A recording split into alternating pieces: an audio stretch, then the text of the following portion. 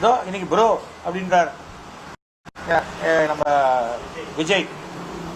அவரால் ஒரு இஃப்தார் நோன்பை கூட ஒரு ப்ராப்பராக ஆர்கனைஸாக பண்ண முடியும். என்ன பண்ணியிருக்கணும்? இஃப்தார் நோன்பு நடத்துறதுனா முஸ்லீம் தலைவர்களுக்கெல்லாம் கொடுத்துட்டீங்கல்ல, கட்சிக்காரங்க நீங்கள் வராது, இன்னொரு ஹாலில் போடுங்க.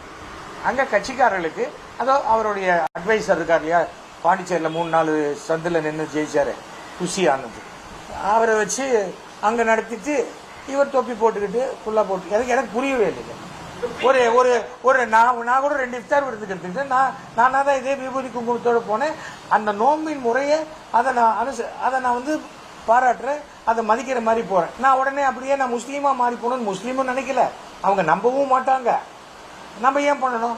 அப்போ சுனத்களை இடத்துக்கு போகிறோன்னா என்ன பண்ண முடியும்? ஃபர்ஸ்ட் ஆஃப் ஆல் நம்ம எல்லாத்துலேயும் நாம மாற முடியாதுங்க. நாம இருக்கணும், ஆனால் எல்லோருடையும் அனுசரித்து போகணும். அதுதான் சமுதாயம்.